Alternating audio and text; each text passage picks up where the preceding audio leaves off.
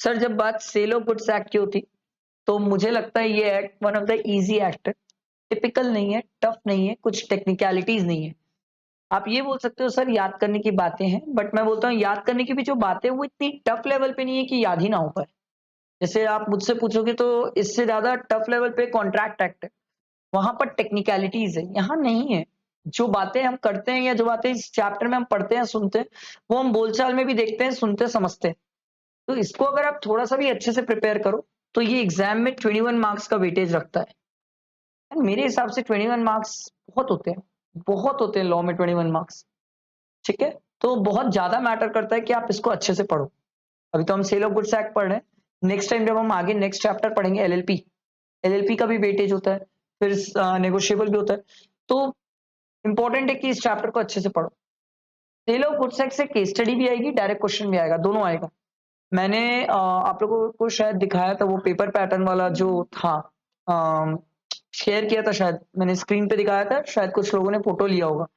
तो जो भी फोटो लिए थे वो बहुत काम की चीज थी, जिसमें मैंने बताया था कि सर हम कितने मार्क्स का सेल ऑफ गुड्स एक्ट से डायरेक्ट क्वेश्चन है, केस स्टडी, ये सब चीजें मैंने उसमें बताई थी, वो बहुत इंपॉर्टेंट है, उसको तो अच्छे से रखना। ठीक है, तो स्टार्ट करते हैं। मैं आपको पढ़ाते पढ़ाते बताते जाऊंगा कहाँ कहाँ केस स्टडी, कहाँ कहाँ डायरेक्ट, कहाँ कहाँ चीजें निहायती बकवास है जो एग्जाम में नहीं आती। Knowledge is different thing, knowledge के लिए हमारे पास जिंदगी है, अभी पास होना है, पहले पास हो जाते हैं फिर नॉलेज ले लेंगे सर। ठीक है, चलो let start sir. Sale of goods act 1930 की कहानी है सर। ठीक है, 1930। चलो सर, डेफिनेशन की बात हो तो बायर एंड सेलर। अब मेरे से कोई पूछेगा सर एग्जाम के लिए रिलेवेंस है, नो, एक बार सिर्फ सुन के निकल जाओ। अब एकदम एग्जाम ओरिएंटेड बातें करेंगे सर, सिर्फ एकदम एग्जाम ओरिएंटेड बात। बायर वो पर्सन होता है सर जो गुड्स बाय करता है या एग्री टू बाय। सेलर वो होता है सर जो सेल करता है या एग्रीज टू सेल। बस बात खत्म। अगला है सर गुड्स। क्या ये काम का है? यस, ये थोड़ा सा काम का होता है सर, क्योंकि इससे डायरेक्ट क्वेश्चन आते हैं। What do you mean by goods आते हैं। ठीक है, what are the kinds of goods आते हैं। तो ये आपको पता होना चाहिए। मेरे को लगता है गुड्स की डेफिनेशन इसलिए भी जरूरी हो जाती है क्योंकि जब आप इंटर में जाते हो तो इंटर में जीएसटी में भी गुड्स की डेफिनेशन होती है, तो इसीलिए थोड़ा सा इंपॉर्टेंट होता है। ठीक है, तो गुड्स मतलब क्या होता है? Every kind of movable property other than and includes stock, shares, and growing crops or things part attached to forming part of the land which are agreed to be served. ठीक है, under a contract of sale. इसके बाद हमने पढ़ा था sir existing goods. अब ये सब एग्जाम के लिए काम के होते हैं। एग्जिस्टिंग गुड्स क्या होता है सर? वो गुड्स जो कॉन्ट्रैक्ट बनाते टाइम उस जगह पे प्रेजेंट होना चाहिए। तो जब आप आंसर फ्रेम करो तो इस बात का ध्यान रखना कि आपको ये चीज लिखना होगा।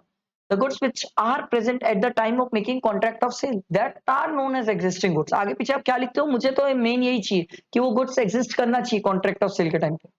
ठीक, फिर हमने एग्जिस्टिंग गुड्स को तीन पार्ट में डिवाइड किया था, अनएसर्टेन, एसर्टेन और स्पेसिफिक।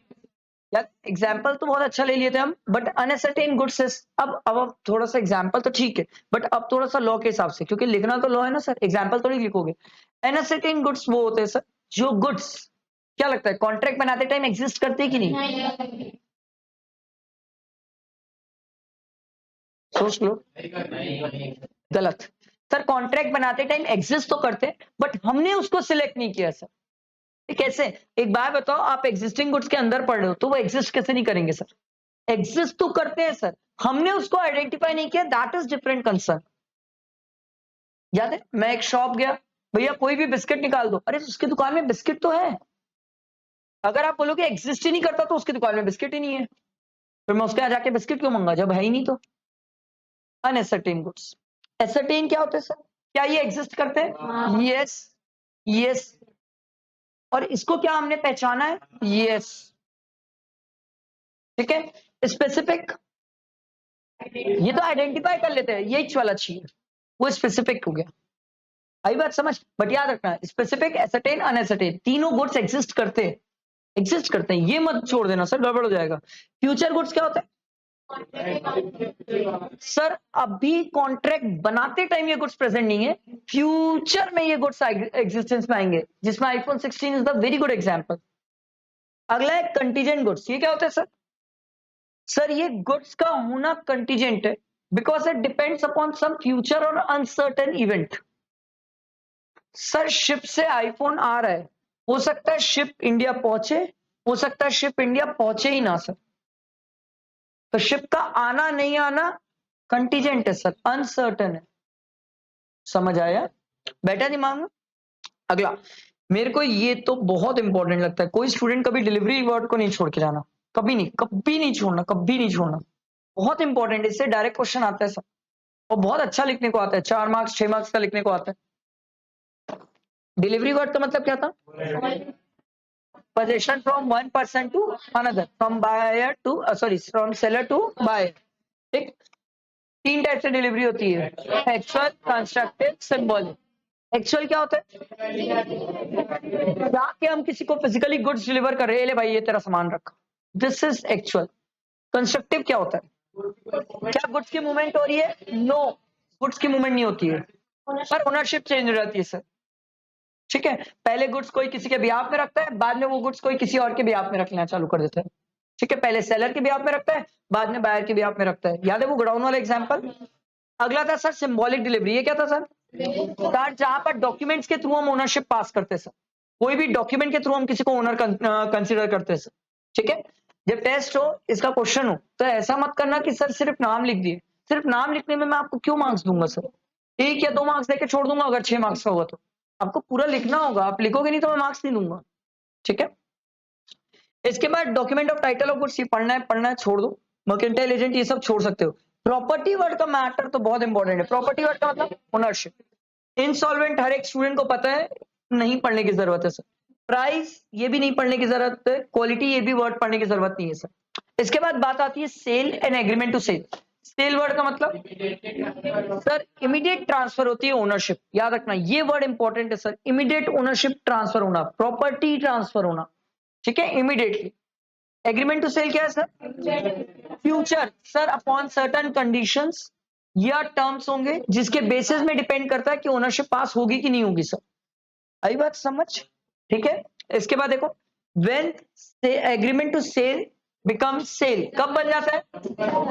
जब वो कंडीशंस फुलफिल हो जाती है, या जो टर्म्स थे या जो फ्यूचर ऑब्लिगेशंस थे वो फुलफिल हो जाते हैं, तो वो क्या होता है? एग्रीमेंट टू सेल किस में कन्वर्ट हो जाता है? सेल में। ये पढ़ना सर, इससे डायरेक्ट क्वेश्चन आता है। द फॉलोइंग, ये ना कहीं कहीं लिख के रख लो किससे कैसे कैसे क्वेश्चन आते हैं, इससे डायरेक्ट। बाकी आपकी इच्छा सर। ठीक है, ये डायरेक्ट आएगा। ये केस स्टडी वाली बात ही नहीं है, केस स्टडी वाली बात आएगी तो मैं बताऊंगा आपको। The following elements must coexist as to constitute a contract of sale of goods. अगर contract of sale of goods बनाना है तो सर कुछ पॉइंट्स है जो कंसीडर किए जाते हैं। पहला क्या होना चाहिए? At least 2 parties. दूसरा, गुड्स होना चाहिए। तीसरा, not in kind, partly cash और काइंड चलेगा? हाँ चलेगा। नेक्स्ट, और ओनरशिप। नेक्स्ट, ये भी चलेगा। Next, other essentials of a valid contract होना चाहिए। अगर मुझसे केस स्टडी के सेंस में पूछोगे तो केस स्टडी के सेंस में सिर्फ ये वाला पॉइंट आता है।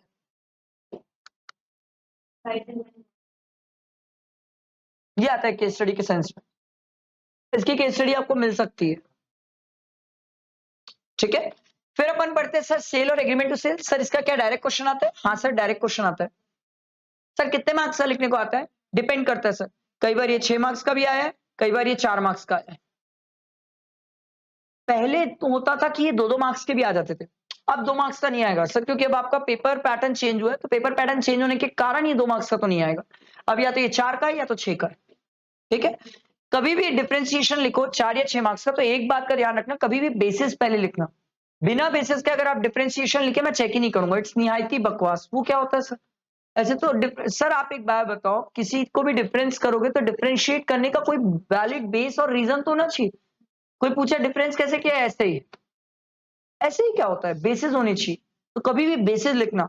ये मैं अपने लिए नहीं बता रहा हूं, मेरे पास ना भी लिखो ठीक है, बट एग्जाम में नहीं लिखोगे बेसिस, वो चेक ही नहीं करता। और मैं जैसे आपकी कॉपी की चेकिंग करता हूं, एग्जैक्ट वैसा ही चेक करता है सीए। उससे 1-2 मार्क्स कम हो सकता है, उससे 1-2 मार्क्स ज्यादा हो सकता है, इससे ज्यादा डिफरेंस नहीं आता है, इससे ज्यादा डिफरेंस नहीं आता है। तो ये ध्यान रखना सर। ठीक है, तो सेल और एग्रीमेंट टू सेल के बीच का डिफरेंस देखो सर। सबसे पहला दिया हुआ ट्रांसफर ऑफ प्रॉपर्टी, सेल में इमीडिएटली, और सर एग्रीमेंट टू सेल। ठीक, नेचर ऑफ कॉन्ट्रैक्ट, सेल क्या होता है? एग्जीक्यूटेड, दोनों पार्टी अपने ऑब्लिगेशंस परफॉर्म कर लिए। एग्रीमेंट टू सेल में एग्जीक्यूटरी, सर या तो दोनों परफॉर्म करना बचा है या तो एक ने परफॉर्म किया और एक का करना बचा है। अगला दिया हुआ है sir remedies of breach, breach word का मतलब तोड़ना। तो सर अगर सेल का एग्रीमेंट तोड़ते हो तो सेलर क्या करेगा? बायर के ऊपर केस करेगा, किसके लिए? पैसे के लिए। एग्रीमेंट टू सेल के केस में क्या केस करेंगे? नहीं। अभी किस बात का केस करोगे? आप डैमेजेस ले सकते हो, प्राइस के लिए केस नहीं कर पाओगे सर, क्योंकि अभी सिर्फ बातचीत थी। अगला है sir liabilities of parties.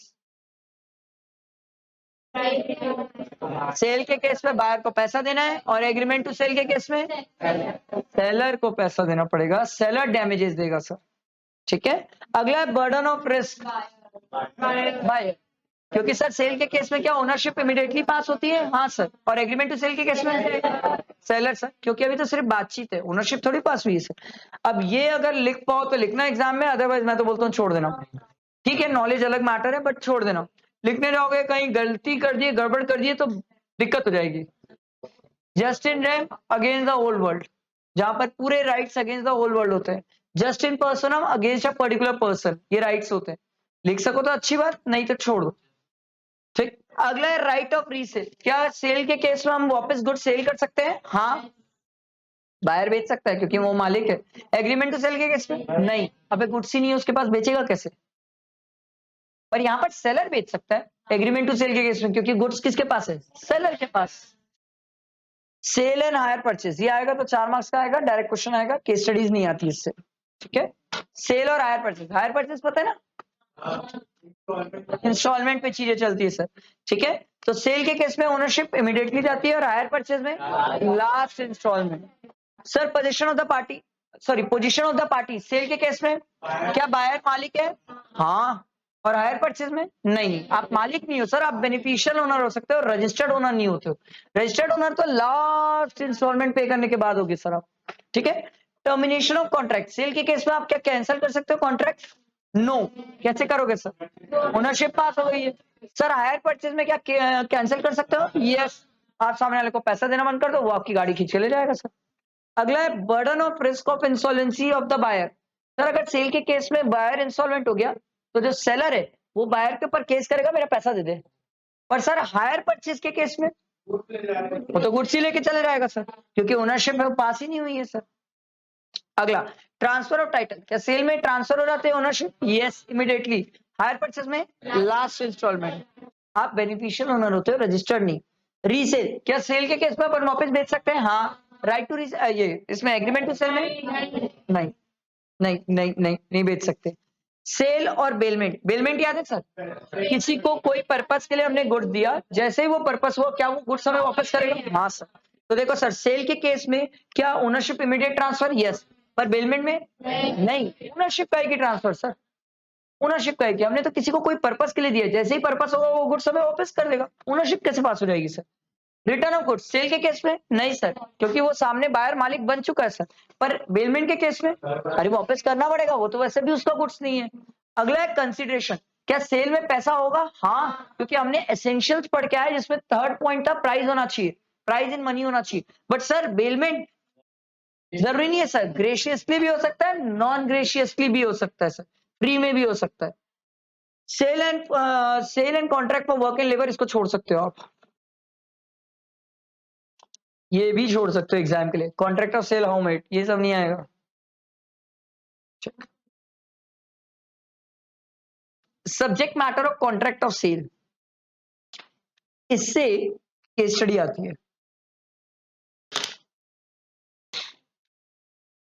Sir मैं किसी के साथ कॉन्ट्रैक्ट ऑफ सेल बनाने जा रहा हूं और कॉन्ट्रैक्ट ऑफ सेल बनाने से पहले गुड्स खराब हो गया, पैरिश, गुड्स खराब हो जाता है।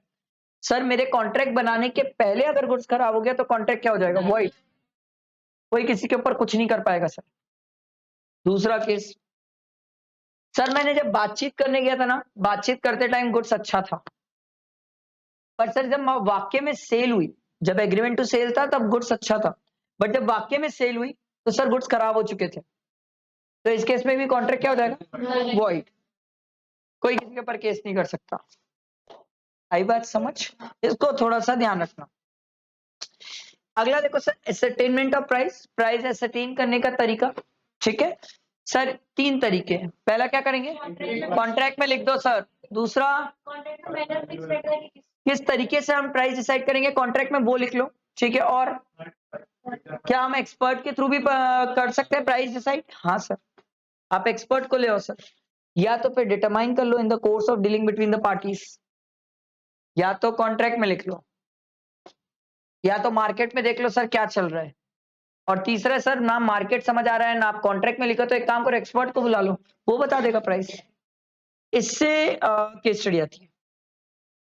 एसरटेनमेंट ऑफ प्राइस से डायरेक्ट क्वेश्चन आ सकता है, बट ये agreement to sale at a valuation by third party, यहाँ पर केस स्टडी कुछ ऐसी बनती है सर, एक पार्टी थी जो दूसरे पार्टी को गुड सेल कर रही है, उसको वैल्यू डिसाइड नहीं कर पा रही है, तो उसने बोला एक काम करते हैं, तेरे मेरे बीच अपन डिसाइड कर लेते हैं कि ये जो गुड्स है इसकी प्राइस जो डिसाइड होगी वो थर्ड पार्टी करेगी। अब हमने थर्ड पार्टी के ऊपर छोड़ दिया। क्वेश्चन ऐसे आते हैं सर कि third party was not able to decide the price, the contract will be void, void, कहानी खत्म। फिर क्वेश्चन ऐसा भी आता है, would your answer be change if the third party is prevented by the seller from disclosing the price? Yes. तो इस case में कॉन्ट्रैक्ट वॉइड नहीं होता सर, कॉन्ट्रैक्ट वॉइडेबल हो जाता है, क्योंकि सेलर गलत कर रहा है सर। सेलर थर्ड पार्टी को प्राइस डिसाइड ही नहीं करने दे रहा है, यहाँ पर सेलर गलत कर रहा है, तो बायर केस कर सकता है सेलर के ऊपर कि तुम जानबूझ के प्राइस डिसाइड करने नहीं दे रहे हो, दिस इज रॉन्ग, ये करना अलाउड नहीं है, तो वॉइडेबल हो जाएगा सर। समझ आई बात? आगे बढ़ते हैं सर, कंडीशन एंड वारंटी। ये चैप्टर बड़ा प्यारा है, इसमें बहुत सारी चीजें जो इंस्टीट्यूट के लिए पूछने के लिए, बहुत सारी चीजें। कंडीशन वर्ड का मतलब पता है? ऐसे स्टिपुलेशन जो एसेंशियल है सर, ये नहीं हुआ तो कॉन्ट्रैक्ट भी नहीं हो सकता। अगर आप 12th पास नहीं हो तो सीए फाउंडेशन के एग्जाम्स नहीं दे सकते, कंडीशन है सर। अगर आपने इस कंडीशन को तोड़ा तो कॉन्ट्रैक्ट कैंसल। इंस्टीट्यूट तो स्ट्रेट फॉरवर्ड बोलती है कि अगर कोई स्टूडेंट 12th फेल हो गया और उसने सीए फाउंडेशन में प्रोविजनल रजिस्ट्रेशन किया था, तो उसका प्रोविजनल रजिस्ट्रेशन कैंसिल हो जाएगा, ऑटोमेटिक कैंसिल कर देती है। कंडीशन है सर, अगर आप इसको तोड़े तो कॉन्ट्रैक्ट कैंसिल। वारंटी क्या होती है सर? ये कोलैटरल है, collateral to the main purpose. हुआ तो ठीक, नहीं हुआ तो भी कॉन्ट्रैक्ट कैंसिल नहीं होगा सर। आप डैमेजेस लो ना सर, मेरा फोन 1 साल की वारंटी में था, पर वो 1 साल की वारंटी उसके अंदर पानी जाने के लिए नहीं थी सर। पानी चले गया तो आप फोन बनाने का चार्जेस ले लो, मैं मना नहीं कर रहा हूं, आप चार्जेस ले लो, बट आप ये नहीं बोल सकते कि मेरा फोन नहीं बनाओगे, आपको बनाना तो पड़ेगा। आप चार्जेस ले लो मेरे से, चलेगा मुझे। समझ आई बात? फिर हमने कंडीशन ऑफ वारंटी का डिफरेंस पढ़ा था सर। कंडीशन ऑफ वारंटी का डिफरेंस बहुत सिंपल है, एकदम सिंपल। पहला तो दोनों को डिफाइन करता है, दूसरा बोलता है sir right in case of breach, अगर कंडीशन टूटी तो कॉन्ट्रैक्ट क्या हो गया? वॉइड, खत्म कहानी, कोई किसी के ऊपर कुछ नहीं कर पाएगा सर, बात खत्म, दोनों अपने अपने घर। समझ आ रहा है? बैठा दिमाग में? वारंटी, डैमेजेस क्लेम कर लेंगे सर। सर क्या कंडीशन को वारंटी ट्रीट किया जा सकता है? हाँ। क्या वारंटी को कंडीशन ट्रीट किया जा सकता है? नहीं। मेरे हिसाब से ये जो स्टार्टिंग में कंडीशन वारंटी का डिफरेंशिएशन, ये डिफरेंशिएशन लिखने को आ जाता है सर, 3 मार्क्स 4 मार्क्स का डिफरेंशिएशन डायरेक्ट क्वेश्चन लिखने को आता है, बट ये वाला तो घोट के पी जाओ, मोस्ट इंपॉर्टेंट सर। ये 4 मार्क्स का डायरेक्ट क्वेश्चन आता है सर, क्योंकि 4 ही पॉइंट है, तो 4 मार्क्स का डायरेक्ट क्वेश्चन आता है। When condition is to be treated as warranty, क्या ऐसे केसेस यहाँ पर कंडीशन को वारंटी ट्रीट किया जाता है? कंडीशन को वारंटी ट्रीट करने का मतलब ये सर, कॉन्ट्रैक्ट कैंसिल नहीं होगा, डैमेजेस क्लेम करेंगे, कॉन्ट्रैक्ट कैंसिल नहीं होगा। तो सर सबसे पहला होता है सर, जहां पर बायर वेव कर देता है सर, परफॉर्मेंस, कि जा यार मत परफॉर्म कर, मैं तेरे को बोला था परफॉर्म करने, बट तू नहीं भी परफॉर्म कर रहा है, तो भी मैं कॉन्ट्रैक्ट को एक्सेप्ट कर रहा हूं। तो उस केस में सर बायर कल के दिन सेलर के ऊपर केस नहीं कर सकता कॉन्ट्रैक्ट कैंसिल करने के लिए, बट बायर सेलर के ऊपर केस कर सकता है डैमेजेस लेने के लिए, क्योंकि वारंटी में उसको ट्रीट कर रहा है। समझ आई बात? क्या बोला? Next, buyer elect to treat the breach of condition as breach of warranty. Sir जहां पर बायर बोल रहा है तेरे से गलती कंडीशन की हुई है, पर इस कंडीशन को मैं वारंटी मान लेना था, अब बायर खुद बोल रहा है तो ये चीज चलेगा, अदरवाइज नहीं होगा। अगला था, याद है, where the contract is non severable, वो पेट्रोल वाला एग्जांपल याद है, पेट्रोल एक्स्ट्रा प्रीमियम मिल गए थे सर। तो सर अगर कॉन्ट्रैक्ट नॉन सेवरेबल है और बायर ने आधा गुड्स या पूरा गुड्स एक्सेप्ट कर लिया है, तो इस केस में सर बायर ये बोल सकता है, भाई देख कोई बात नहीं, तेरे से मिक्स हुआ, मैं गुड्स एक्सेप्ट कर लिया, मैं तेरे को पैसा नॉर्मल पेट्रोल के हिसाब से दूंगा, एक्स्ट्रा प्रीमियम के हिसाब से नहीं दूंगा। वो डैमेजेस हो सकता है, कॉन्ट्रैक्ट कैंसिल नहीं हो सकता। अगला, where the fulfillment of any condition or warranty is excused by law। अब अगर लॉ ही कुछ ऐसा हो गया जिसके कारण चेंजेस होने के कारण सर वो कॉन्ट्रैक्ट प्रॉपर परफॉर्म नहीं हो पा रहा है, तो इसमें बायर की भी कोई गलती नहीं, सेलर की भी गलती नहीं। प्रैक्टिकली इस केस में आप डैमेजेस भी नहीं ले पाते हो। कैसे लोगे डैमेजेस? डैमेजेस नहीं ले पाओगे। आ रही बात समझ? बैठा दिमाग में? तो ये 4 केसेस है, ये अच्छे से याद होना चाहिए। मेरे को तो लगता है ये बहुत अच्छे से याद होना चाहिए। ठीक है, फिर इसके बाद ये कुछ नॉलेज की चीज है। एक बार अगर इसको समझ गए तो एग्जाम टाइम इसको नहीं पढ़ना। एक्सप्रेस कंडीशन मतलब सर बोल के या लिख के। इम्प्लाइड मतलब sir by conduct of law, by conduct of the parties in the course of dealing और बाय लॉ। ऐसा लग रहा है सर कि दोनों पार्टीज आपस में कॉन्ट्रैक्ट कर रहे हैं, तो सर हम नीचे कुछ पढ़ते हैं, वो है इम्प्लाइड कंडीशंस। याद है, हम नीचे पढ़ते हैं इम्प्लाइड कंडीशंस। अब सबसे पहला दिया हुआ है सर, ये बहुत अच्छे से याद कर लो, क्योंकि इससे आता है 7 मार्क्स का क्वेश्चन, पूरा लिखने को आता है सर। और अगर 7 मार्क्स का क्वेश्चन आएगा तो आपको लिखना पड़ेगा 7 पॉइंट्स। तो ये डायरेक्ट क्वेश्चन के लिए सबसे ज्यादा इंपॉर्टेंट है। और इसके अंदर कुछ कुछ है जिससे केस स्टडीज आती है। ठीक है, तो सर सबसे पहला होता था condition as to title. Sir ये होता था कि कोई भी पर्सन अगर गुड्स सेल कर रहा है तो हम ये मान के चलते वो उस गुड्स का मालिक है, नहीं है तो उसको बताना पड़ेगा। अगर कोई पर्सन किसी के साथ एग्रीमेंट टू सेल का कॉन्ट्रैक्ट एंटर कर रहा है तब भी हम मान के चलते सर वो मालिक है, नहीं है तो बताना भाई कैसे एंटर कर गया तो उस चीज से रिलेटेड एग्रीमेंट टू सेल। अगला है सेल बाय डिस्क्रिप्शन, इससे केस स्टडी आती है। सेल बाय डिस्क्रिप्शन मतलब सर जहां पर बायर डिस्क्राइब करता है गुड्स को, अगर बायर डिस्क्राइब कर रहा है गुड्स को तो सेलर की ड्यूटी बनती है कि जैसा डिस्क्राइब किया वैसा गुड्स वो उसको दे। नहीं देता तो किसकी गलती है? सेलर की है। अरे समझ। अगला सेल बाय सैंपल, इससे केस स्टडी आती है सर। ये सब बहुत इंपॉर्टेंट है सर। जैसा सैंपल दिखाया गया है एग्जैक्टली बल्क क्वांटिटी वैसी होनी चाहिए सर। और एक बार बायर को मौका दो कि वो उस बल्क क्वांटिटी को चेक कर सके।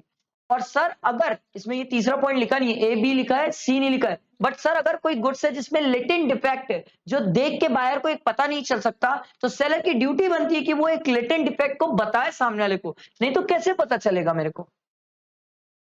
अगर कोई ऐसा डिफेक्ट है जो मुझे उस गुड्स को देख के समझ नहीं आएगा तो आपकी जिम्मेदारी है मुझे बताना, नहीं तो मुझे कैसे पता चलेगा उस गुड्स में लेटेंट डिफेक्ट है, हिडन डिफेक्ट है। हिडन डिफेक्ट बताना जिम्मेदारी है सर। आ रही बात समझ?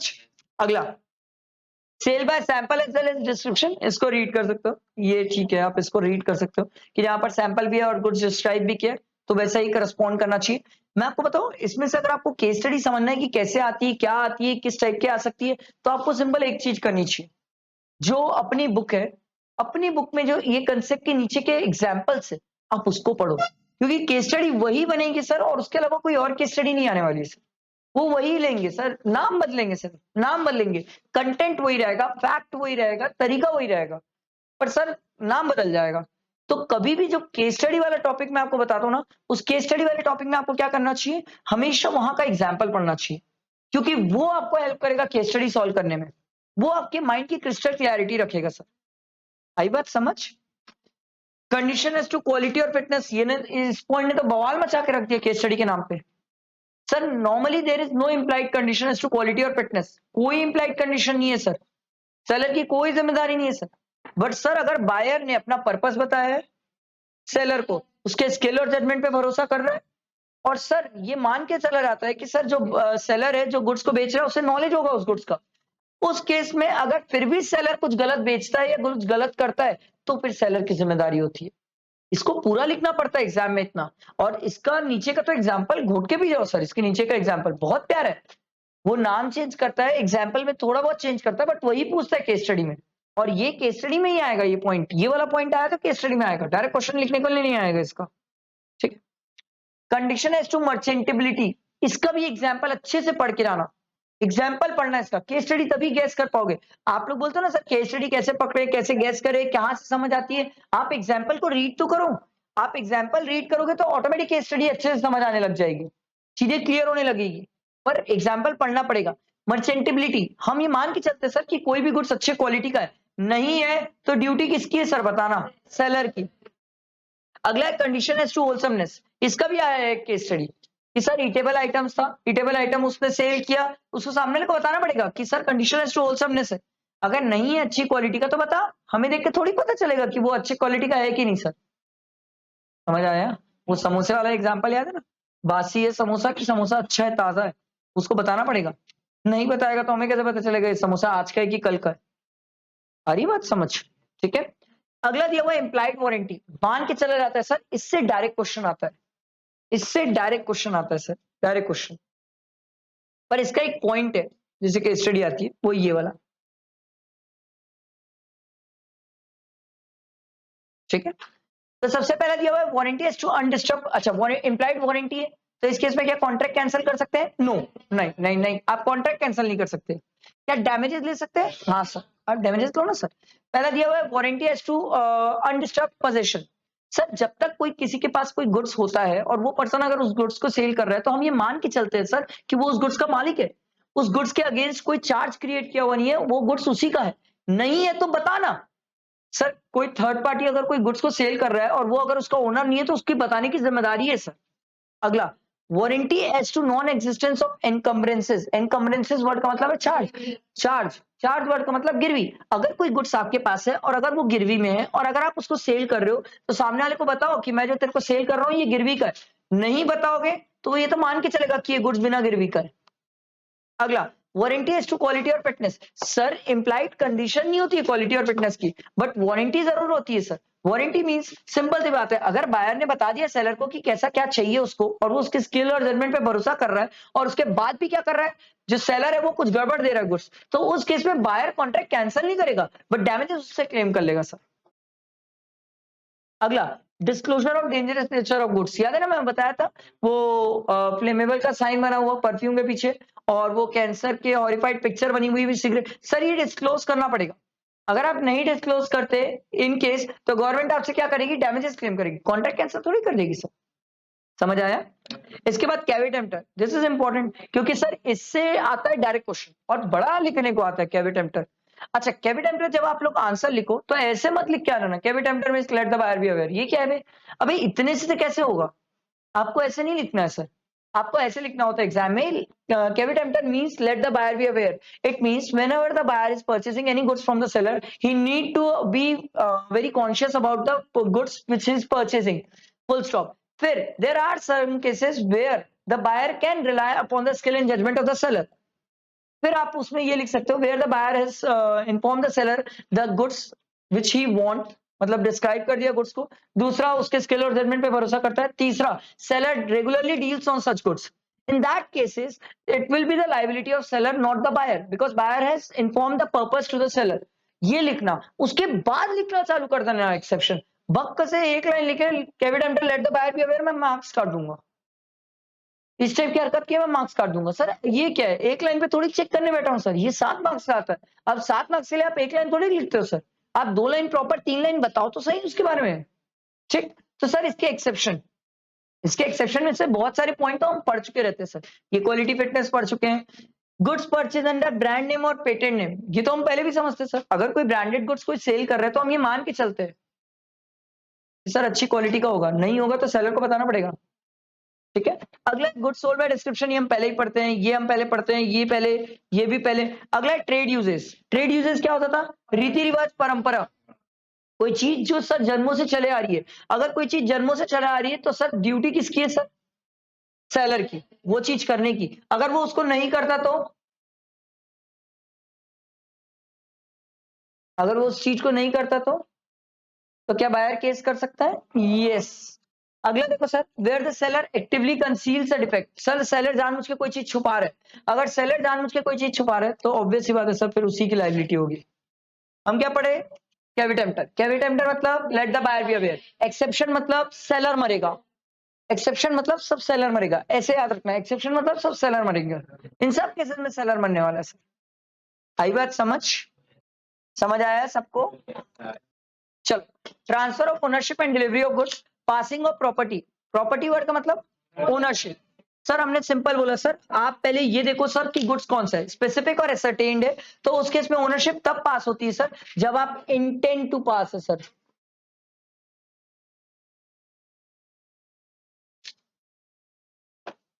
इंटेंड टू पास, सर ये इंटेंड टू पास कैसे पता चलता है? कॉन्ट्रैक्ट से पता चलता है सर। आप कॉन्ट्रैक्ट में बताओ ना सर कि आप कब ओनरशिप पास करना चाहते हो। अगर आप कॉन्ट्रैक्ट नहीं बताओगे तो कैसे पता चलेगा सर कि ओनरशिप पास कब होगी सर। इंटेंट टू पास, ठीक है।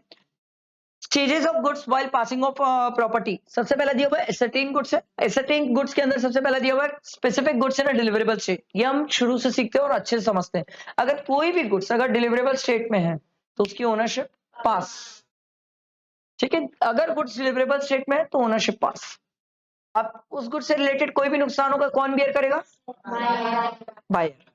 सेलर नहीं, सेलर क्यों, बायर, ठीक है। अगला specific goods to be put into a deliverable state. Sir अभी गुड्स डिलीवरेबल स्टेट में आया नहीं है, आना बचा है सर, मतलब आप समझ लो उसकी पैकिंग करना बचा है। तो सरकार बोलती है जिस दिन वो डिलीवरेबल स्टेट में आ जाएगा ना उस दिन ओनरशिप पास।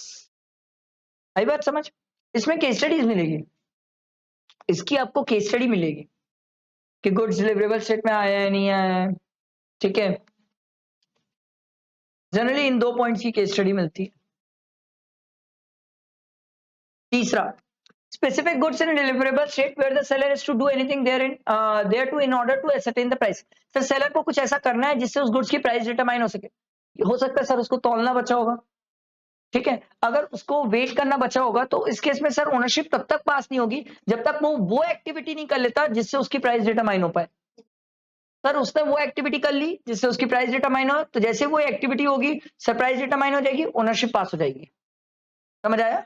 अनसर्टेन गुड्स याद है? अनसर्टेन गुड्स ये तो पहचाने ही नहीं है सर। हम तो में बात कर रहे सर। तो अनसर्टेन गुड्स के केस में ओनरशिप कब पास होती है?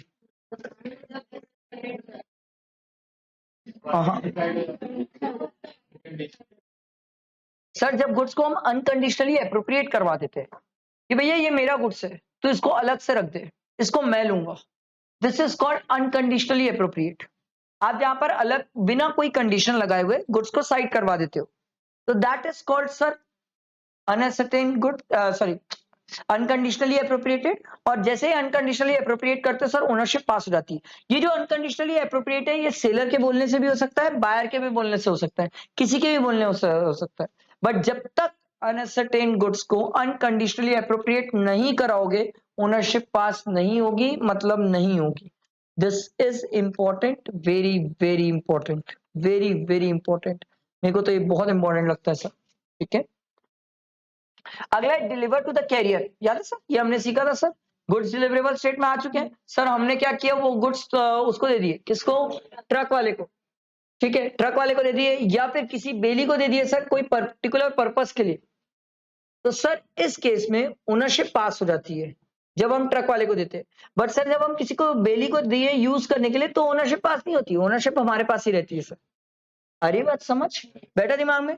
बट याद रखना सर, अगर आपने right of reserve the right of disposal, अगर आपने रिजर्व कर लिया राइट ऑफ डिस्पोजल तो ओनरशिप पास नहीं होगी। फिर कैसे पास होगी सर? फिर तो आप ही मालिक हो सर। आपने भले ही ट्रक वाले को दिया बट ट्रक वाले को बोला भैया मैं अपनी रिजर्व करता हूँ राइट ऑफ डिस्पोजल, तो उस केस में गुड्स के मालिक आप ही हो सर। भले गुड्स डिलीवरेबल स्टेट में कैरियर को दे दिया गया है सर, ओनरशिप आप ही मानी जाएगी, आप ही की मानी जाएगी। अगला good Saint on approval basis, इससे जनरली डायरेक्ट क्वेश्चन आ जाता है, ज्यादातर डायरेक्ट क्वेश्चन आता है। और इनकेस अगर कभी केस स्टडी आया तो बहुत रेयर केस स्टडी भी आ जाता है, नहीं तो डायरेक्ट क्वेश्चन आता है। बताइए क्या होता है सर? याद है ना, अमेजोन से कोई भी चीज खरीदना, भूल गए हो क्या? अमेजोन से कोई भी चीज खरीदना, या तो सर आप 15 डेज के अंदर बता दो कि भैया गुड्स रखना चाहते हो कि नहीं। अगर आपने अप्रूव करके बता दिया 5 दिन में, हाँ भैया ये गुड्स मैं रख रहा हूँ। दूसरा केस 15 डेज का टाइम पीरियड था, वो 15 डेज का टाइम पीरियड खत्म हो गया तो अब वो सेल हो गई सर, ओनरशिप पास। तीसरा, आपने कुछ ऐसा एक्ट किया जिससे लग रहा है कि आप गुड्स को एक्सेप्ट कर रहे हो, किसी और को बेच दिए, कहीं उसको गिरवी रखवा दिए, उसको यूज करना स्टार्ट कर दिए, तो ये लग रहा है सर कि आपने गुड्स एक्सेप्ट किया है। समझ आया? बेटा दिमाग में? सर सेल और कैश रिटर्न ये नहीं आता है, बकवास है, पढ़ना नहीं तो छोड़ देना। Reservation of right of disposal, इसको सिर्फ रीड करना, इसको रटने की कोशिश मत करना, इसको सिर्फ रीड करना कि रिजर्व कब करते हैं राइट ऑफ डिस्पोजल। सर जब कोई रिजर्व इसलिए करता है सर क्योंकि सामने वाले को डर लग रहा है भैया कि मैं जिसको गुड्स भेज रहा हूँ मेरा पैसा देगा कि नहीं। तो हम क्या करते हैं सर, उस गुड्स की ओनरशिप अपने पास रखने के लिए हम क्या करते हैं, रिजर्व कर लेते हैं राइट ऑफ डिस्पोजल। अभी रिजर्व जो करते हैं राइट ऑफ डिस्पोजल, ये 2 तरीके से कर लेते हैं सर। हम रेलवे वाले को बोल देते हैं भैया तू सामान मत देना जब तक वो पैसा नहीं दे रहा है, या तो दूसरा केस है सर जहां पर हम बिल बनाए और वो सामने वाला बिल को क्या नहीं कर रहा है, एक्सेप्ट ही नहीं कर रहा है, तो बिल डिसऑनर हो गया। तो डिसऑनर हो गया भैया, नहीं ओनरशिप जाना ही नहीं है गुड्स की, वो बिल एक्सेप्ट करेगा तभी हम ओनरशिप देंगे, नहीं तो नहीं देंगे सर। आई बात समझ। अगला देखो sir, risk prima facie passes with the property. ये आप सिर्फ रीड करेंगे, ये आप सिर्फ रीड करेंगे, क्योंकि ये कॉमन सेंस से भी आराम से लिखा जा सकता है, इसको रटने की जरूरत ही नहीं है सर, ये एकदम आराम से पढ़ोगे तो भी हो जाता है। इसका सिंपल मतलब ये सर, जिसकी प्रॉपर्टी, जो मालिक उसका नुकसान, जो मालिक उसका नुकसान, ठीक है। आई बात समझ। ये एकदम इजी होता है, इसमें कोई रॉकेट साइंस नहीं है, एकदम सिंपल सी बात होती है, जो मालिक उसका नुकसान। क्लियर हुआ ये सबको, जो मालिक उसका नुकसान, ठीक है। क्लियर हुआ ये सबको, आगे बढ़ते हैं। ठीक है, ट्रांसफर ऑफ टाइटल, ओहो ये आपको याद करना चाहिए sir, this is very important. ये एग्जाम में कुछ भी नाम से आता है, ये ट्रांसफर ऑफ टाइटल के नाम से आता है, sale by person not the owner के नाम से आता है, nemo dat quod non habet के नाम से आता है, कुछ भी नाम से आता है ये, और ये डायरेक्ट क्वेश्चन आता है। इसमें ये बोलते हैं सर कि एक पर्सन दूसरे पर्सन को वो चीज ट्रांसफर नहीं कर सकता जो उसके पास खुद के पास नहीं है। इट मींस अगर मेरा टाइटल अच्छा है तो मैं सामने वाले को जो ट्रांसफर करूंगा अच्छा टाइटल ट्रांसफर करूंगा, अगर मेरा टाइटल डिफेक्टिव है तो सामने वाले का भी टाइटल क्या हो जाएगा, डिफेक्टिव हो जाएगा। ये थी नॉर्मल बात। सर आप जब लिखोगे तो आप ये वर्ड नहीं लिखना, नेमोडेट क्विड नॉन हैबिट, क्योंकि ये लिखने में अगर स्पेलिंग की भी मिस्टेक हुई तो वो मार्क्स काट देंगे। आप बेटर है ये लिख सकते हो, which means that no one can give what he has not got, जो उसके पास खुद के पास नहीं है वो किसी और को वो ट्रांसफर नहीं कर सकता। आप और अगर सिंपल लैंग्वेज में चाहो तो ये लिख सकते हो, no one can transfer a title which he himself doesn't possess, जो वो खुद टाइटल पसंद नहीं करता वो किसी और को कैसे दे सकता है सर, ठीक है। फिर इसके एक्सेप्शन है सर, कुछ ऐसे केसेस जहां पर सर भले उसका टाइटल अच्छा ना हो, बट जब वो किसी को ट्रांसफर कर रहा है तो वो जिसको ट्रांसफर कर रहा है उसको वो अच्छा टाइटल ट्रांसफर कर सकता है।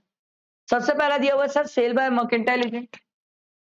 सर हो सकता है कोई एजेंट हो जिसको कोई गुड्स सेल करने का अधिकार ना हो, बट वो गुड्स सेल कर रहा हो, तो इस केस में जो आदमी उससे परचेस कर रहा है, भले ही सेल जो कर रहा है एजेंट उसका टाइटल चोर है, बट जो उससे परचेस कर रहा है, अगर वो गुड पे without knowledge of a value purchase कर रहा है, पैसा पैसा, तो सर उस केस में उस जो आदमी परचेस कर रहा है उसका टाइटल क्या रहेगा, अच्छा रहेगा।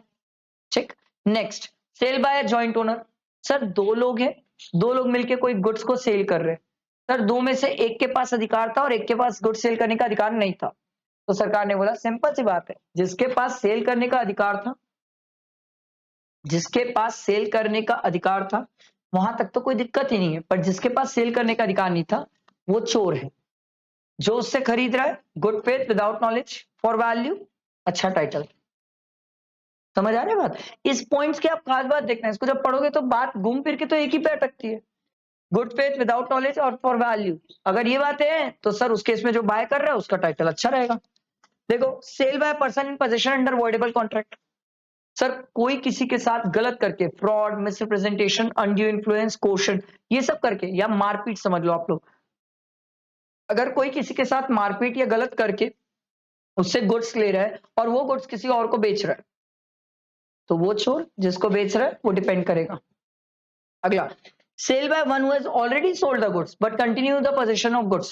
सिंपल सी बात है सर, दुकानदार है, दुकानदार ने वो सामान किसी को बेच चुका है, बट सर वो दुकानदार के पास पड़ा हुआ सामान जब तक पड़ा हुआ है वो किसी और को बेच दिया, एक गुड्स दो बार बेच दिया। समझ आया। अगला, sale by owner obtaining position before the property in the goods have been vested by. यहां तो बायर की कहानी है सर, बायर ने कोई गुड्स खरीदा बट उसकी ओनरशिप नहीं आई है उसके पास, और बिना ओनरशिप आए वो गुड्स किसी और को ट्रांसफर कर रहा है, तो जो खुद ओनर नहीं है वो किसी और को कैसे ओनर बनाएगा सर। अगला देखो सर, इफेक्ट ऑफ एस्ट्रोपल। एस्ट्रोपल वर्ड का मतलब बाय कंडक्ट, कोई ऐसे कंडक्ट से दिखा रहा है कि वो उस गुड्स का मालिक है बट प्रैक्टिकली वो उस गुड्स का मालिक नहीं है, तो उस केस में वो अगर किसी को वो ट्रांसफर कर रहा है गुड्स, तो वो जब खुद मालिक नहीं है तो वो किसी और को मालिक कैसे बनाएगा सर। अगला है sale by an unpaid seller. Unpaid seller तो हम नेक्स्ट चैप्टर पूरा पढ़ते ही है सर, ठीक है, तो अनपेड सेलर तक आप पॉइंट याद कर सकते हो, ये पॉइंट छोड़ दो बकवास। अगला है performance of a contract of sale. Sir perform कैसे करेंगे, सर कॉन्ट्रैक्ट में फिक्स कर दो कौन पहले परफॉर्म करेगा, पहले पैसा जाएगा कि पहले गुड्स जाएगा, आप डिसाइड करो सर कॉन्ट्रैक्ट में। बट अगर कॉन्ट्रैक्ट नहीं होता, साइलेंट होता है, तो डिपेंड करता है अपॉन द सर्कमस्टांसेस, डिपेंड करता है। सर पेरिशेबल गुड्स है तो पहले गुड्स दो, सर नॉन पेरिशेबल गुड्स है तो पैसे पहले ले लो, वो डिपेंड करेगा सर, वो डिपेंड करेगा। पहले तो आप कॉन्ट्रैक्ट में मेंशन कर दो, ठीक है। डिलीवरी वर्ड का मतलब अपन ने पढ़ा सर, सिंपल सी बात है। फिर ये पॉइंट ध्यान रखना सर, ये पॉइंट से केस स्टडी आती है। सर जब तक कॉन्ट्रैक्ट में कुछ ना मेंशन किया जाए, तो सर हमेशा याद रखना कि सेल और परचेज के ट्रांजैक्शन में सर पेमेंट जो होती है वो कॉन्करेंट होती है, और गुड्स डिलीवरी भी कॉन्करेंट होती है। और जब तक ना बोला जाए, याद रखना कोई किसी को गुड्स लॉट में डिलीवर नहीं कर सकता सर। मतलब मान लो मैंने किसी को बोला था कि मेरे को तेरे से 100 गुड्स लेना है, तो जब तक मैं नहीं बोलता ना, वो मेरे को 10-10 गुड्स करके नहीं देगा, वो उसको पूरे 100 गुड्स एक बार में देने पड़ेंगे सर। क्या बोला, समझ आया? इसकी केस स्टडी आती है सर। उसके बाद सर देखो, डिलीवरी वर्ड का मतलब हमें पता है। Effect of part delivery, simple सी बात है सर, जितना गुड्स डिलीवर हुआ है उतने की ओनरशिप पास होती है। जितना गुड्स डिलीवर नहीं हुआ है सर, आप उसमें राइट ऑफ डिस्पोजल यूज करके ओनरशिप अपने पास रख सकते हो। सर बायर की ड्यूटी अप्लाई करने के लिए डिलीवरी के लिए, प्लेस ऑफ डिलीवरी सर या तो आप कॉन्ट्रैक्ट में मेंशन कर दो, नहीं तो रिजनेबल प्लेस होता है sir. Time of delivery sir contract में मेंशन कर दो, कॉन्ट्रैक्ट साइलेंट है तो reasonable time. Goods in position of the third party sir, अगर मान लो मेरा गुड्स किसी के गोडाउन में पड़ा हुआ है और मैंने बायर को सेल किया, और गोडाउन वाला फोन करके बता दिया भैया मैं इनका गुड्स रखा हूं, जैसे ही बायर, वो थर्ड पार्टी बता देगा बायर को, एक्नॉलेज कर देगा बायर को कि मैं गुड्स रखा हूं, ओनरशिप पास हो जाएगी। अगला है sir time for tender of delivery, ये रिजनेबल टाइम होता है सर। एक्सपेंसेस कौन बियर करता है? सेलर, जिम्मेदारी सेलर की है। बट जब सेलर बोल देगा मैं नहीं तू ही देगा, तो फिर बायर। सेलर अगर बोल देगा तो फिर वही होगा। रॉन्ग क्वांटिटी से रिलेटेड हमने समझा था सर, याद करो। सर मान लो मैंने किसी को 100 गुड्स का ऑर्डर दिया, वो आदमी मुझे 150 गुड्स दिया, और मेरे पास ऑप्शन है पूरा 150 वापस कर दूं, पूरा 150 रख लूं, या तो 100 रख लूं, 50 वापस कर दूं। सर मैंने किसी को 100 गुड्स का ऑर्डर किया था, वो आदमी मेरे को 50 ही दिया, मैं पूरा 50 वापस कर दूं, पूरा 50 रख लूं। ये दो ऑप्शन है मेरे पास, ठीक है। इंस्टॉलमेंट डिलीवरी नॉट अलाउड, जब तक कुछ नहीं बोलेगा आपको पूरे गुड्स एक बार में डिलीवर करने होंगे। इससे केस स्टडी आती है। एक बार गुड्स डिलीवरी हो गई है कैरियर को, ये मान लिया जाता है ओनरशिप क्या हो गई है सर, पास हो गई है। सर अगर रास्ते में गुड्स अगर खराब होता है तो किसकी जिम्मेदारी? बायर की। सर क्या बायर एक बार गुड्स को चेक कर सकता है? यस, यस, उसके पास चेक करने का अधिकार है sir. Rules relating to the acceptance of delivery of goods, sir buyer को क्या वो गुड्स एक्सेप्ट करना पड़ता है? Yes sir. क्या वो चेक कर सकता है? यस सर, ठीक है। Buyer not bound to return the rejected goods, अगर बायर ने कोई गुड्स को रिटर्न कर दिया, रिजेक्ट कर दिया कि नहीं मुझे ये गुड्स नहीं चाहिए, तो सेलर की जिम्मेदारी बनती है कि उस गुड्स को वो क्या करे, लेके जाए। बट सर अगर कॉन्ट्रैक्ट में लिख दे कि बायर अगर कोई गुड्स एक्सेप्ट नहीं करेगा तो उसको सेलर को वापस भेजना पड़ेगा, तो उस केस में सेलर को बायर को वापस भेजना पड़ेगा सेलर के पास, ठीक है। Liability of buyer for neglecting और refusing delivery of goods, sir एक बार अगर सेलर गुड्स आपके पास डिलीवर करना चाहता है और वो डिलीवर करने को भी तैयार है, पर बायर मना कर रहा है, तो उस केस में सेलर बोलेगा अब मेरी जिम्मेदारी नहीं है, गुड्स डिलीवरेबल स्टेट में था, ओनरशिप पास हो गई थी, मैं तेरे को गुड्स डिलीवर करने की कोशिश कर रहा था, तू मुझे डिलीवर नहीं करने दिया, अब गुड्स को कुछ भी हुआ तू जा, तेरा काम जाने। समझ आया? क्लियर हुआ? इसके बाद हमने पढ़ा था सर अनपेड सेलर, ये बहुत सिंपल था सर। अनपेड सेलर बहुत ही सिंपल। अनपेड सेलर ये बोलता है सर दो बातें जिससे हम पता करते हैं वो अनपेड सेलर है कि नहीं। पहला ऐसा पर्सन सर जिसको पूरा whole of the price has not been paid और टेंडर्ड, ना पे कर रहा है ना ऐसे एक्ट कर रहा है कि वो पे करेगा सर, तो सर हम उसे क्या मान लेते हैं? Unpaid seller. दूसरा सर, या तो वो बिल ऑफ एक्सचेंज क्या हो गया होगा? डिसऑनर। तो sir bill of exchange dishonour हो गया मतलब पैसा नहीं मिला, पैसा नहीं मिला तो मैं क्या कहलाऊंगा? Unpaid seller. Sir unpaid seller के ना राइट होते हैं against the goods and against the buyer, दोनों राइट्स होते हैं सर। अगेंस्ट द गुड्स तीन टाइप के राइट्स होते हैं, right of lien, right of stoppage in transit and right of resale. Sir right against the buyer हम पढ़ेंगे sir, चार राइट्स है, सूट फॉर प्राइस वगैरह वगैरह, वो अपन देखेंगे। तो सर बातें करते हैं राइट अगेंस्ट द गुड्स। सबसे पहला दिया हुआ है सेलर्स लीन। लीन वर्ड का मतलब क्या था? जब्ती। सर अगर आप लीन की राइट यूज करना चाहते हो तो ये तीन बातें सेटिस्फाई करो, तीनों में से कोई भी, तभी आप sir right of lean use कर सकते हो। पहला, आपने किसी को कैश में नहीं बेचा फिर भी वो पैसा नहीं दे रहा है, गुड्स अभी आपके पास है। दूसरा, आपने क्रेडिट में बेचा बट क्रेडिट का टाइम पीरियड खत्म हो चुका है फिर भी वो पैसा नहीं दे रहा है, गुड्स आपके पास है। तीसरा, बायर इंसॉल्वेंट हो गया सर। इन तीनों केसेस में एक बात का ध्यान रखना होता है कि गुड्स मेरे पास होना चाहिए, अगर मेरे पास नहीं है तो मैं सर फिर उस केस में राइट ऑफ लीन यूज नहीं कर सकता, ठीक है। आई बात समझ? तो सर कुछ केसेस है जहां पर राइट ऑफ लीन टर्मिनेट हो जाता है सर। मैंने अगर कुछ ट्रांसपोर्टर को दे दिया, कहानी खत्म, कहानी खत्म। कैसे होगा सर? उस केस में तो आप राइट ऑफ लीन यूज ही नहीं कर पाओगे। सर मान लो मैंने कैरियर को दिया, रिजर्व ही नहीं किया राइट ऑफ डिस्पोजल, तो भी ओनरशिप खत्म। सर होता क्या है, बायर ने अगर लॉफुली आके आपसे गुड्स ले लिया तो भी खत्म, सेलर ने राइट ऑफ लीन वेव कर दिया तो भी राइट ऑफ लीन खत्म, या तो बाय स्टोपल कुछ ऐसा कंडक्ट कर रहे सर जिससे लग रहा है कि मैं राइट ऑफ लीन यूज नहीं करना चाहता, तो भी मेरी राइट ऑफ लीन खत्म। आई बात समझ? सर एक्सेप्शन, ये अच्छा पॉइंट है सर, ये अच्छा पॉइंट है, ठीक है, एक बहुत रेयरेस्ट आया है बट आया है सर। एक्सेप्शन ये है सर, कुछ एक ऐसा केस है जहां पर राइट ऑफ लीन मेरी खत्म नहीं होती। सर जहां पर क्या होता है, कोर्ट के थ्रू कोई ऑर्डर पास हुआ, कोर्ट ने बोला भाई ठीक है ये आदमी आपको पैसा दे देगा, इसको गुड्स दे देना, गुड्स अभी मेरे पास है, वो अभी मेरे को पैसा नहीं दिया, जब तक वो मेरे को पैसा नहीं देता भले ही कोर्ट का ऑर्डर पास हो गया बट मेरी राइट ऑफ लीन खत्म नहीं होगी। उसके बाद था right of stoppage in transit, ये बहुत सिंपल था सर, गुड्स मेरे पास से तो जा चुका है इस बार, अब जब मेरे पास से जा चुका है तो गवर्नमेंट ने बोला भैया सुनो अब हम क्या करेंगे, पहले चेक करेंगे क्या गुड्स आपके पास से गया, मैं बोला हाँ गया। सर दूसरा पूछे क्या गुड्स रास्ते में है, मैं बोला हाँ रास्ते में है। सर तीसरा इन्होंने पूछा क्या बायर इंस्टॉलमेंट हो गया, मैं बोला हाँ वो दिवालिया हो गया, मेरा पैसा नहीं देगा वो। तो सरकार बोली ठीक है तुम right of stoppage in transit use कर सकते हो सर। आई बात समझ? सर गुड्स रास्ते में कब तक माना जाता है सर, जब तक गुड्स क्या होता है सर, डिलीवर ना किया जाए सर, जब तक गुड्स डिलीवर ना किया जाए। किसको? बायर को।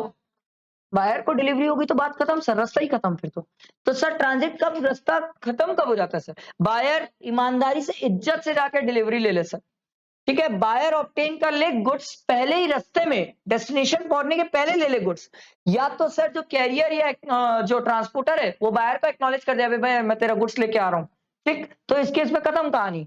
चौथा, if the carrier wrongfully refuses to deliver the goods to the buyer, transporter बोला मैं जाके छोड़ूंगा ही नहीं बायर में, तो सर वो बोलता है छोड़ूंगा ही नहीं तो गुड्स रास्ते में ही गया ही नहीं, रास्ते में नहीं गया तो right of stoppage in transit आप यूज कैसे करोगे सर? ठीक है, हाँ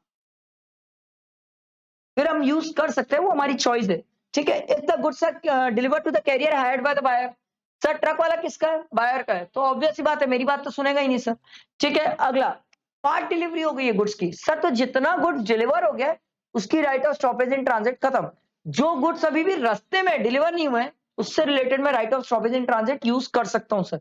या तो फिर सर ऐसी शिप में भेज रहा हूं, वो शिप किसकी है सर, बायर की, तो ऑब्वियस सी बात है वो शिप वाला मेरे लिए रुकेगा नहीं सर।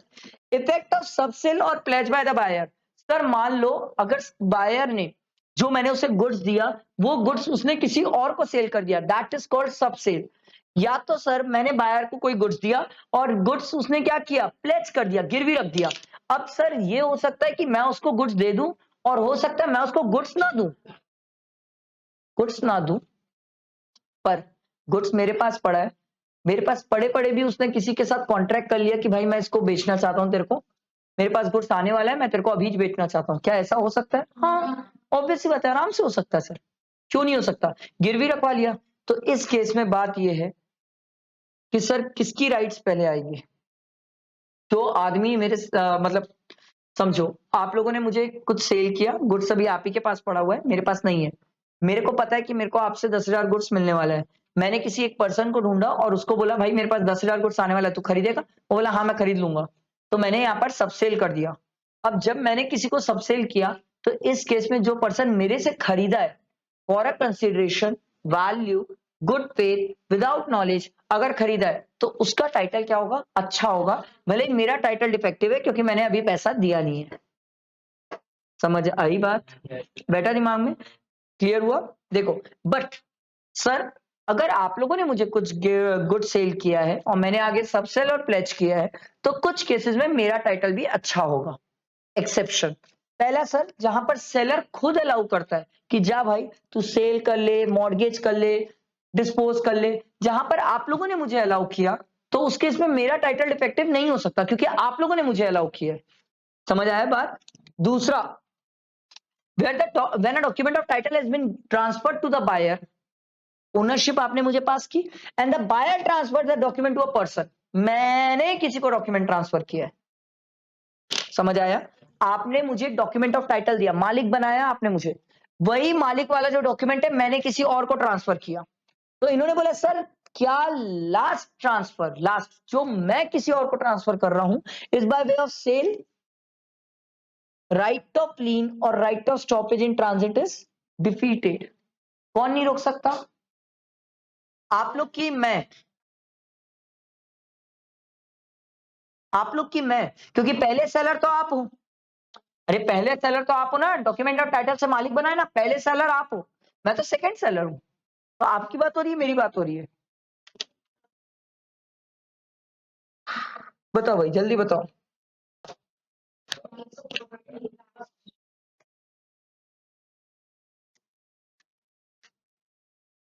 सर अगर मैं क्या बोलते किसी और को सेल कर रहा हूं, तो राइट ऑफ लीन और right of stoppage in transit आपका खत्म होगा। आप लोगों ने अलाउ किया था ना मुझे, आप ही लोगों ने तो अलाउ किया था। अबे मेरा क्यों खत्म करोगे, मेरे पास तो वैसे भी सर गुड्स नहीं थे, मैं तो आपका पैसा नहीं दिया हूं ना। ठीक है, अगला, last transfer is by way of pledge. याद है, इसको बहुत अच्छे से समझे थे हम, प्लेज का केस।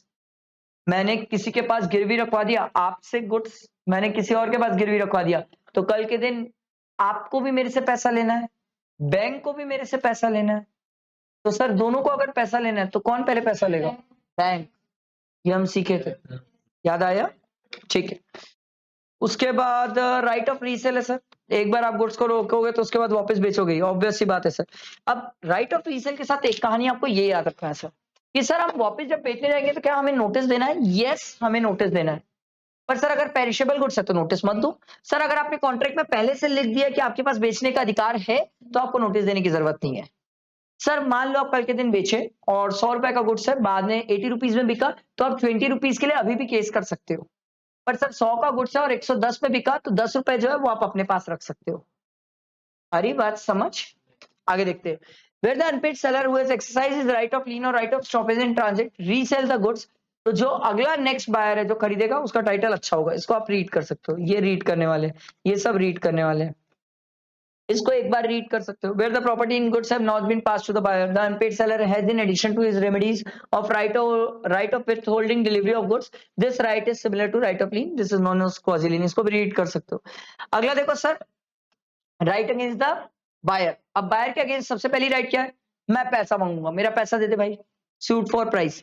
दूसरा है पर suit for damage for non acceptance, मैं तेरे को गुड्स डिलीवर करना चाहता था, तू नहीं ले रहा है, वो तेरी गलती है, मैं तो डिलीवर करने को तैयार हूं। अगला है repudiation of contract before due date, मुझे पता चल गया मैं जिसको गुड्स सेल कर रहा हूं वो आदमी दिवालिया होने वाला है, या वो आदमी की नियत पे खोट है, मेरा पैसा नहीं देगा, तो मैं क्या करूंगा, ड्यू डेट आने से पहले कॉन्ट्रैक्ट कैंसिल कर दिया। अगला दिया हुआ सूट फॉर इंटरेस्ट, याद करो मैंने इसका एग्जाम्पल भी दिया था। सूट फॉर इंटरेस्ट, मैंने आपके लिए गुड्स बनाया, गुड्स बनाने के लिए मैंने मार्केट से पैसा लिया, अब पैसा लिया तो मुझे इंटरेस्ट पे करना है, आप मुझे पैसा नहीं दे रहे हो, तो मुझे बाहर इंटरेस्ट पे करने के लिए पैसा कहां से आएगा? तो वो इंटरेस्ट मैं आपसे वसूलूंगा सर। अगला है remedies of buyer against the seller, buyer क्या क्या बोल सकता है? सबसे पहला sir, damages for non delivery, buyer बोलेगा भाई मैं तेरे को बोला था तू मुझे गुड्स दे दे, तू अभी तक मेरे को गुड्स नहीं दिया, डिलीवर नहीं किया। सूट फॉर स्पेसिफिक परफॉर्मेंस, मैंने इसमें एक बात बताई थी सर, ये स्पेसिफिक परफॉर्मेंस कौन करवा सकता है? कोर्ट, याद रखना, स्पेसिफिक परफॉर्मेंस सिर्फ कोर्ट करवा सकता है और कोई नहीं। कोर्ट बोलेगा तो स्पेसिफिक परफॉर्मेंस करना पड़ेगा, मतलब अगर कोर्ट बोल देगा सेलर को अबे सुन तेरे को ये गुड्स देना मतलब देना है, तो सेलर को कहीं से भी लाके देना पड़ेगा, पूरे इंडिया वर्ल्ड से लाके देना पड़ेगा, पर देना पड़ेगा। बट ये स्पेसिफिक परफॉर्मेंस कौन करवाता है? कोर्ट, ये ध्यान रखना। अगला है suit for breach of warranty, sir seller buyer case कर सकता है सेलर के ऊपर कि सर वारंटी टूटी है, डैमेजेस दे भाई। अगला दिया हुआ है repudiation of contract before the due date, seller buyer को पता चल जाए कि सेलर चोर है, वो अच्छे गुड्स नहीं देगा, अच्छी क्वालिटी के नहीं देगा, तो वो कैंसिल कर सकता है before due date. Suit for interest, buyer बोल सकता है मैं गुड्स खरीदने के लिए मार्केट से पैसा उठाया था, मेरे को मार्केट में पैसा देना है, अब तू मेरे को गुड्स दे नहीं रहा है, मैं बेच पा नहीं रहा हूं, मेरे पास पैसे नहीं है और मेरे को मार्केट में इंटरेस्ट देना है, वो इंटरेस्ट का पैसा तू मुझे दे, सूट फॉर इंटरेस्ट। आया समझ? अगला अपन पढ़े थे ऑक्शन सेल, ऑक्शन सेल क्या होता था सर, याद है ना सर? 1 2 3 बेच दे। सर क्या इसमें प्रिटेंडेड बिडिंग हो सकती है? इसलिए मैं जानबूझ के वर्ड छेड़ा, वो नीचे है, ठीक है, जागो, इसीलिए, ठीक है, इसीलिए जगाने के लिए कि गो विद द फ्लो नहीं होता, हर जगह ध्यान भी देना होता है। मैं चल रहा हूं गो विद द फ्लो में, आप लोग ध्यान दीजिए, ठीक है, नहीं तो ऐसे ही सामूहिक चमत्कार होते हैं कि मैं अचानक से कुछ भी पूछ दूंगा और अचानक से कुछ समझ नहीं आओ। क्या पता, हमें क्या पता था? अच्छे सर कुछ पूछ रहे थे क्या? अरे वो यहाँ नहीं है क्या? वो सॉरी सर, सॉरी, बोले बोलो। फिर एक आध जन हाँ बोले, फिर मैं बोला क्या, तो बोला अरे क्या बोले सर? नो। ठीक है, वो ऐसा करते हैं, स्टूडेंट का इनबिल्ट टैलेंट है, कोई बात नहीं, बट मैं इसलिए बोल रहा हूँ होश और हवास में रहो, ठीक है। सर ऑक्शन से प्रिटेंडेड बिडिंग हम नहीं कर सकते सर, जबरदस्ती हम किसी चीज की प्राइस नहीं बढ़ा सकते सर, प्राइस बिड मतलब बैठ के बिडिंग करके प्राइस नहीं बढ़ा सकते सर, ठीक है। जिसकी प्रॉपर्टी की बिडिंग हो रही है सर, क्या वो बैठ सकता है? यस वो बैठ सकता है, बट कॉन्ट्रैक्ट में पहले से मेंशन करेगा तो बैठ सकता है सर। अगर सर गुड्स लॉट्स में बिक रहे हैं तो हर लॉट को अलग अलग काउंट किया जाएगा और उसकी बिडिंग होगी सर, याद आया सर। कंप्लीशन क्या होगा, कब होगा? कॉन्ट्रैक्ट ऑफ सेल, जैसे ही फॉल ऑफ थर्ड हैमर होगा सर कॉन्ट्रैक्ट ऑफ सेल हो जाएगा, ठीक है। इसके बाद रिजर्व प्राइस याद है, मिनिमम प्राइस, इससे कम में आप बिडिंग नहीं कर सकते, इससे ऊपर करना है तो कर सकते हो, इतने में भी कर सकते हो बट इससे नीचे नहीं जा सकते सर, ठीक। इसके बाद हमने पढ़ा था सर इंक्लूजन ऑफ इंक्रीज और decrease taxes in contract of sale. Sir हो सकता है कि आप जब आईफोन लेने जाओ, याद करो एग्जांपल दिया था सर, टैक्सेस बढ़ गया, अगर टैक्सेस बढ़ गया तो आपसे लिया जाएगा और टैक्सेस कम हुआ तो आपको वापस कर दिया जाएगा सर। आ रही है बात समझ, बैठा दिमाग में, क्लियर हुआ? क्योंकि टैक्सेस गवर्नमेंट का अधिकार है, आप गवर्नमेंट के अधिकार को नहीं मार सकते हो, ठीक है। हो सकता है कि आपसे ज्यादा टैक्स लिया जाए तो आपको वापस ना करें, क्योंकि गवर्नमेंट ये चीज अलाउ करती है कि ज्यादा टैक्स लेके वापस मत करो, कम टैक्स लोगे तो ज्यादा ले लो, ठीक है। ये आपका सेल ऑफ गुड्स एक्ट इतना ही था, ये हम आपका sale of goods act cover किए। आई होप आपको समझ आया होगा, आपने ध्यान दिया होगा, अच्छे से रिकॉल हुआ होगा। इसका फायदा ये होगा कि टेस्ट में अगर आप अभी ढंग से पढ़ लिए आज, तो तुरंत के तुरंत चीजें बहुत स्पीड से रिकॉल हो जाएगी और बहुत अच्छे से दिमाग में बैठ जाएगी, ठीक है। ओके जी, बाय बाय।